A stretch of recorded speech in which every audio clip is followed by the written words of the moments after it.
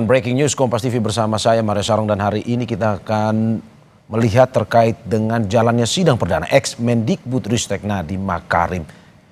Pagi ini dijadwalkan menjalani sidang perdana kasus dugaan korupsi pengadaan laptop berbasis Chromebook di Pengadilan Tipikor Jakarta. Selain Nadiem, 3 terdakwa lain akan menghadapi dakwaan.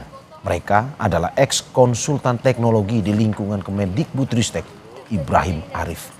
Kemudian Mulyasyah selaku Direktur SMP pada Direktorat Jenderal Pendidikan Anak Usia Dini, Pendidikan Dasar dan Pendidikan Menengah Kemendikbudristek tahun 2020-2021, sekaligus KPA di lingkungan Direktorat Sekolah Menengah Pertama tahun anggaran 2020-2021, serta Sri Wahyu Ningsih yang menjabat Direktur Sekolah Dasar pada Direktorat Jenderal Pendidikan Anak Usia Dini, Pendidikan Dasar dan Pendidikan Menengah pada tahun 2020-2021.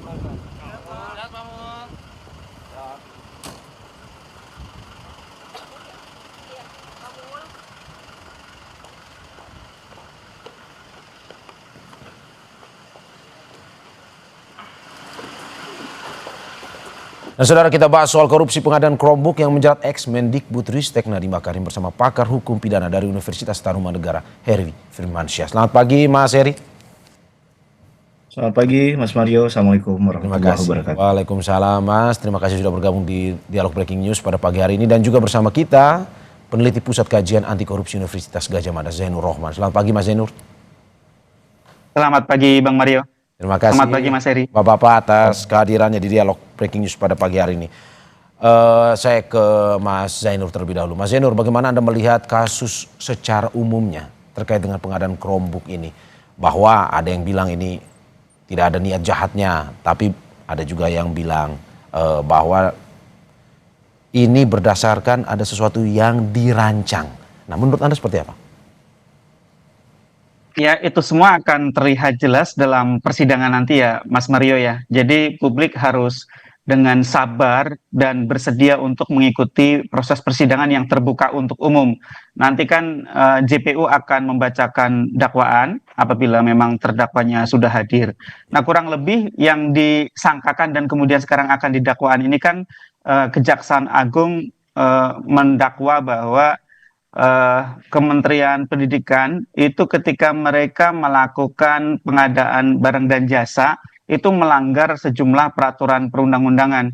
Jadi kalau menurut Kejaksaan Agung itu awalnya berdasarkan kajian yang dilakukan oleh internal mereka, sistem yang paling baik untuk kondisi Indonesia dengan keterbatasan jangkauan internet dan seterusnya itu adalah dengan menggunakan sistem operasi Windows. Tetapi kemudian atas petunjuk-petunjuk tertentu dari NM ini diduga kemudian diarahkan untuk memilih Chromebook. Nah, yang menjadi pertanyaan adalah apakah ini persoalan ketidaksesuaian prosedur ataukah memang ini adalah satu niat jahat untuk menguntungkan orang lain, misalnya Google Chromebook ini karena misalnya ada hubungan-hubungan personal antara NM ini dengan mereka. Jadi memang itu harus dibuktikan oleh Kejaksaan Agung.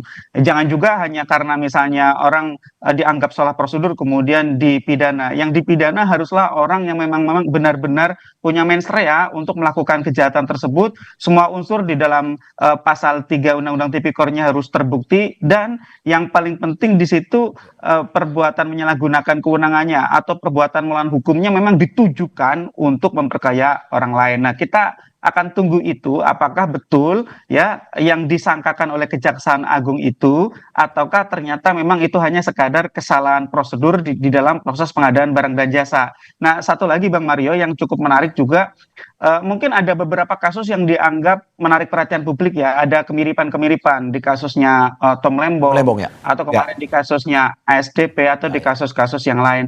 Nah, masing-masing itu punya kekhasan sendiri-sendiri Mas Mario. Tidak ada satupun kasus yang sama persis. Nah, nanti yang akan kita lihat adalah apakah di dalam penentuan Chromebook itu ada permulaan-permulaan perbuatan yang menunjukkan adanya mens rea itu, niat jahat. Misalnya didahului dengan pertemuan-pertemuan informal antara NM dengan pihak Google Indonesia. Atau misalnya ternyata ada conflict of interest, ada benturan kepentingan. Apakah karena alasan pribadi ataukah karena alasan-alasan yang lain. Nah, kalau di dalam UNCAC itu tidak harus selalu menguntungkan diri sendiri dalam arti memperkaya dengan bertambahnya kekayaan. Kalau di UNCSC itu ada yang disebut sebagai undue advantage ya. Itu keuntungan yang tidak semestinya. Tapi ini belum berlaku di hukum Indonesia ya. Misalnya semakin eratnya hubungan mereka atau ternyata ada misalnya hubungan di masa lalu yang sangat erat antara orang yang didakwa ini dengan perusahaan yang dimenangkan dan seterusnya. Nah itu harus kita dengarkan nanti Ya, dengan ini menarik sesama. juga Mas Nur, menarik juga karena sampai saat ini dari pihak Nadiem Makarim sendiri menunjuk kuasa hukum yang sama seperti yang kemarin bersama dengan Tom Lembong. Tapi sebelum saya lanjut ke Mas Nur dan Mas Heri, kita ke jurnalis Kompas TV ini Putu Trisnana dan juga Hanil Rivelino yang saat ini berada di PN Tipikor Jakarta Pusat untuk melaporkan langsung terkait dengan jelang sidang perdana ex Mendikbudristek Nadiem Makarim. Putu, hingga saat ini bagaimana dengan kondisi di sana? Apakah memang sebentar lagi akan berlangsung sidang tersebut? Ya, selamat pagi Mario dan juga saudara. Kalau melihat jadwal memang seharusnya sidang ini dimulai pada pukul 10.00 waktu Indonesia bagian Barat. Tadi kami juga sempat mencoba mewawancarai juru bicara dari pengadilan Tipikor yang ada di Jakarta Pusat terkait dengan agenda sidang, dan sejauh ini memang masih dijadwalkan sesuai dengan agenda, yaitu pembacaan dakwaan untuk 4 terdakwa dalam kasus dugaan korupsi pengadaan laptop berbasis Chromebook yang menyeret nama ex Mendikbudristek Nadiem Makarim ini pada jam 10.00 waktu Indonesia bagian Barat. Tapi kalau melihat bagaimana situasinya saat ini, meskipun media sudah ramai, kemudian saya juga melihat beberapa kuasa hukum dari Nadiem Makarim ini juga sudah ada di lokasi, tapi ruangan sidang yaitu Atta Ali ini belum dibuka. Artinya kemungkinan kalau kita lihat sekarang sudah jam 9:40, ini masih akan menunggu terlebih dahulu apakah akan tepat waktu atau tidak.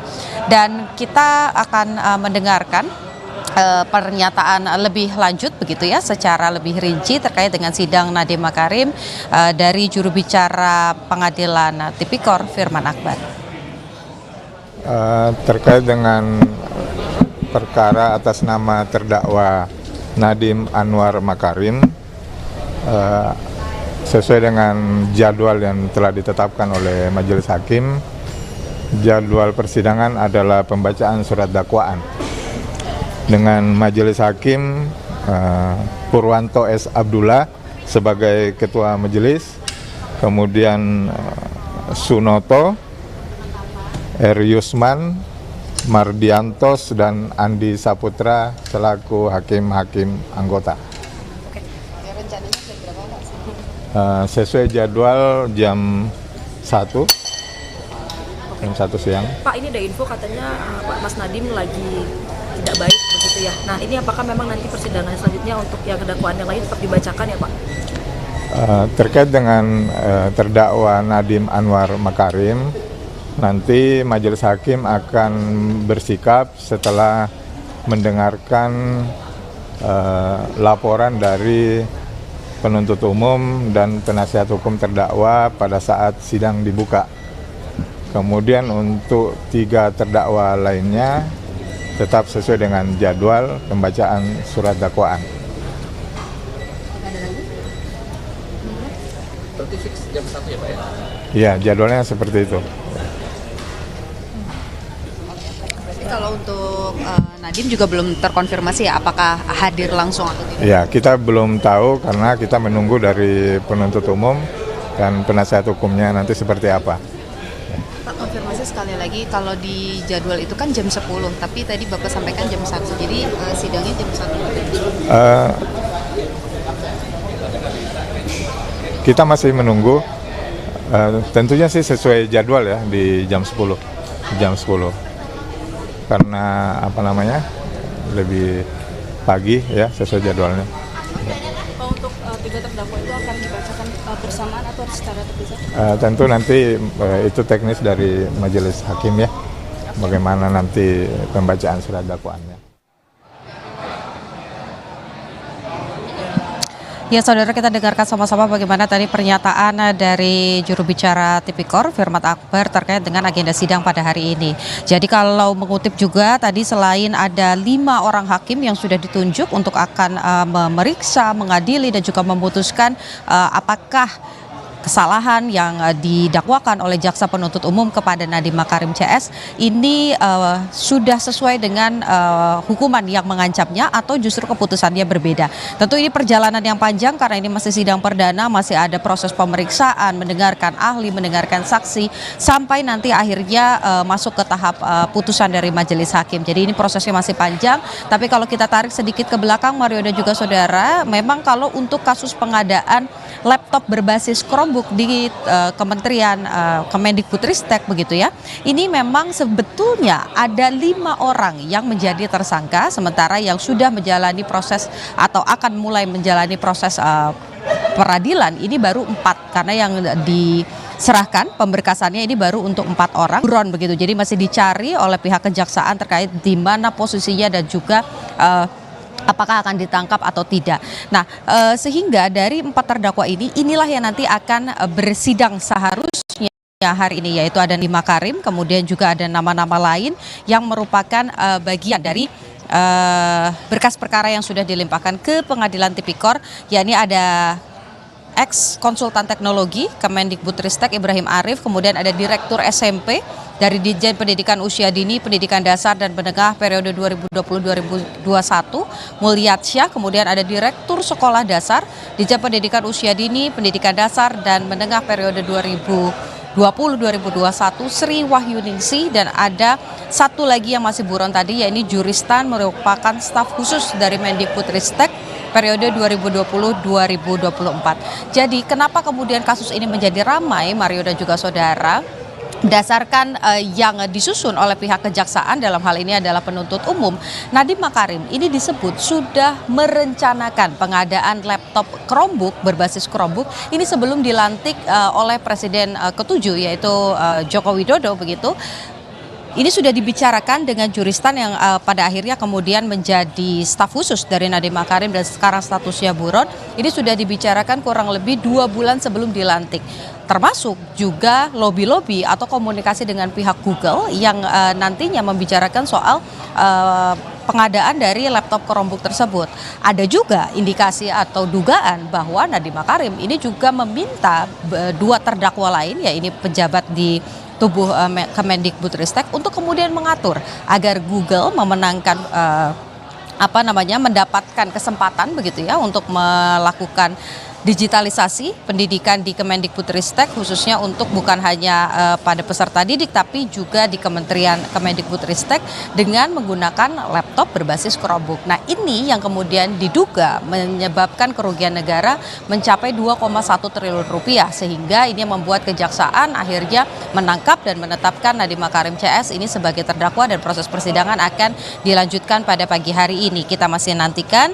Kalau kita lihat pasal-pasal yang digunakan, ada pasal 2 dan pasal 3, jungto pasal 18 Undang-Undang Tipikor, kemudian juga jungto pasal 55 ayat 1 KUHP. Kalau kita lihat secara sederhana Mario dan juga saudara, dari pasal-pasal yang disangkakan ini ada upaya untuk memperkaya diri, baik itu perorangan, kelompok ataupun juga perusahaan begitu ya, dan dilakukan secara bersama-sama. Jadi kita masih nantikan apakah yang akan diambil oleh jaksa penuntut umum ini adalah tuntutan maksimal atau tuntutan yang paling ringan. Karena kalau kita lihat dengan menentukan kuasa hukum yang sudah memegang tom lembong, artinya kesempatan untuk pemaafan ini juga dicari oleh Nadiem Makarim. Kembali ke Anda, Mario. Untuk singkat saja, saya ingin mengkonfirmasi ulang bahwa apakah betul sidangnya akan dimulai jam 10 atau seperti yang tadi disampaikan oleh PN Tipikor atau jam 1, dan apakah memang kehadiran Nadiem bisa dipastikan atau belum sebenarnya? Singkat saja.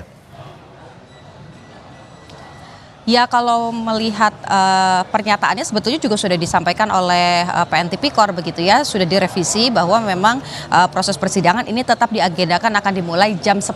Tapi apakah nanti ada pertimbangan-pertimbangan lain, ini yang masih kita tunggu sama-sama, karena sampai dengan saat ini meskipun kuasa hukum dari Nadiem Makarim ini sudah tiba di PN Tipikor, tapi kami belum melihat kedatangan langsung dari Nadiem Makarim tiba di PN Tipikor, karena Nadiem sendiri ini baru saja operasi begitu ya pada tanggal 11 Desember atau sekitar 4 hari yang lalu, sehingga masih dibantarkan statusnya. Jadi kita masih menunggu apakah nanti persidangan akan tepat dimulai pada pukul 10 atau mundur ke jam yang lain atau bahkan mundur sampai ke jam 1 siang nanti. Mario.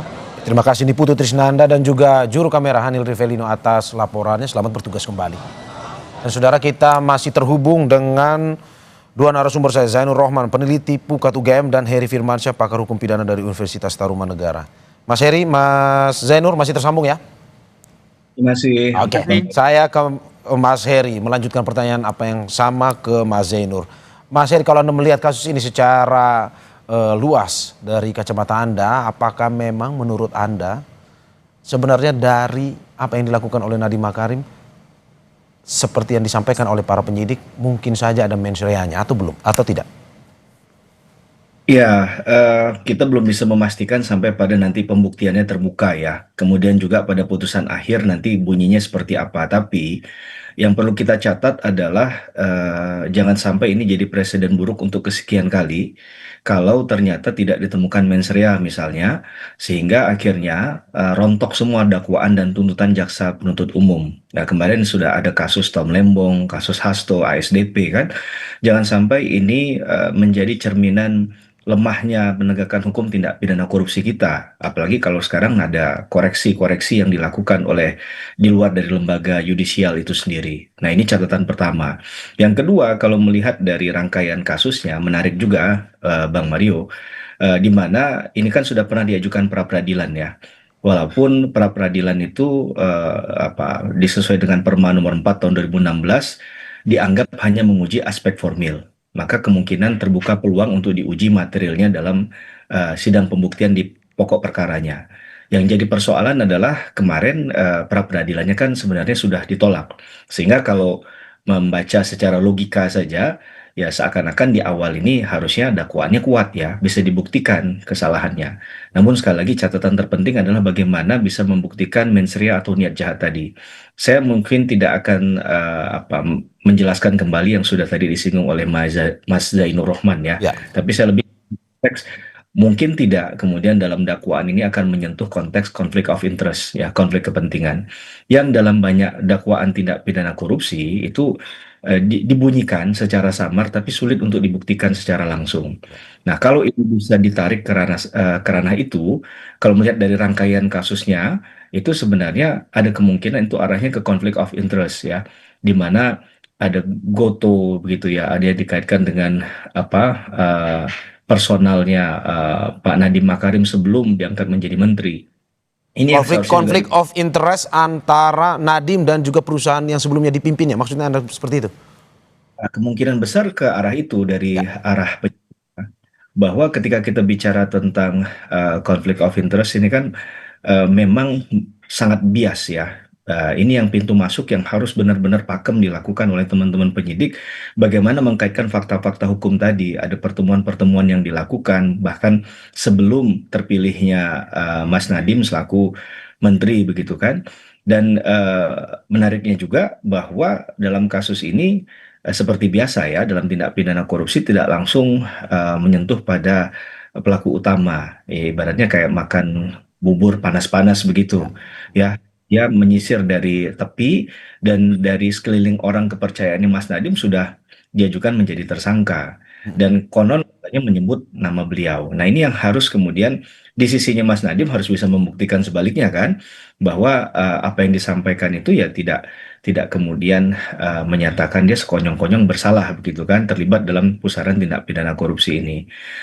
Belum lagi kalau kita bicara tentang actual loss-nya, berapa sih nilai kerugian aslinya? Ini kan yang banyak sekarang 2,1 triliun. Ya, ini yang menjadi tren dalam para pelaku yang dijerat dalam tindak pidana korupsi melakukan perlawanan ya. Mereka mengatakan bahwa tidak begitu, tidak demikian bombastisnya atau fantastisnya nilai kerugian. Maka ini juga jadi pintu masuk bagi perlawanan tadi. Belum lagi bagaimana metode alat ukur, ahli yang kemudian menilai itu, karena banyak juga selain BPK dan BPKP kemudian digunakan juga untuk kemudian menaksir atau menilai kerugian negara tadi. Maka menurut saya ini menjadi pembelajaran betul yang dilakukan oleh para penyidik ya di Kejaksaan Agung, sehingga para penuntut umum dalam ibaratnya ketika dia menghidangkan dengan baik kan berarti bisa kemudian penuntut umum melakukan tugasnya dengan lebih mudah ya, dengan lebih smooth gitu ya dalam membuktikan kejahatan tindak pidana korupsi. Menurut saya itu catatan umum kita, tidak hanya di kasus Pak Nadiem ya, tapi dengan melihat flashback ke belakang kasusnya Pak Tom Lembong, Hasto, dan juga ASDP. Oke, Begitu. ya. Saya ke Mas Zainur. Mas Zainur, ini menarik bahwa kalau menurut Anda, tadi apa yang disampaikan oleh Mas Heri, bagaimana kuat-kuatnya kuasa hukum dari Nadiem Makarim ini untuk membuktikan bahwa dia tidak bersalah. Kalau menurut Anda, apakah sebenarnya kasus ini mau ditarik kepersamaan dengan kasus yang dimiliki oleh Tom Lembong? Karena kalau kita melihat kuasa hukum yang dipakai oleh Nadiem Makarim adalah kuasa hukum yang kemarin membela Tom Lembong. Menurut Anda seperti itu dan bagaimana? Ya, merupakan hak dari seorang tersangka atau sebentar lagi jadi terdakwa ya untuk melakukan pembelaan diri, memilih pembela hukum terbaik yang sesuai menurut mereka. Nah, apakah ini kemudian alasannya sudah berpengalaman menangani perkara-perkara lain? Ya, mungkin bisa jadi ya karena berpengalaman. Tetapi kan dari pokok perkaranya sendiri sebenarnya termasuk di kasus Tom Lembong itu kan putusan pengadilannya terbukti bersalah melakukan tindak pidana korupsi. Ya. Hanya saja diabolisi. Ya, Oleh dilakukan presiden ya? penghapusan dengan hak prerogatif oleh presiden gitu ya. Jadi sebenarnya kalau dari sisi pokok perkara tidak ada hal yang kemudian cukup berbeda gitu ya. Artinya saya juga meragukan apa namanya taktik itu. Nah, tadi justru kalau kita kemudian sekadar melihat ya, ini kan yang disangka dan sebentar lagi akan didakwa oleh JPU itu kan penyalahgunaan kewenangan ya. Memang NM sebagai seorang Menteri Pendidikan punya kewenangan untuk menetapkan kebijakan digitalisasi pendidikan. Tetapi bagaimana kewenangan itu digunakan? Nah, inilah yang dianggap oleh Kejaksaan Agung telah dilakukannya penyalahgunaan kewenangan. Dengan cara apa? Ya, dengan cara yang pertama adalah sudah punya calon untuk pelaksana digitalisasi pendidikan. Belum ada kajian, belum ada pengadaan, sudah ada calonnya yaitu Google. Google itu punya produk namanya Chrome. Barang fisiknya itu namanya Chromebook. Jadi ini laptop yang menggunakan operating system Chrome gitu ya. Yang kedua ya, sudah kemudian dilakukan kajian ya, kajian di internal Kementerian Pendidikan. Hasil kajiannya menyatakan bahwa yang suitable, yang cocok untuk keadaan Indonesia adalah Windows. Kenapa demikian? Karena Chromebook itu harus didukung oleh internet yang stabil. Ya, infrastruktur internet ya.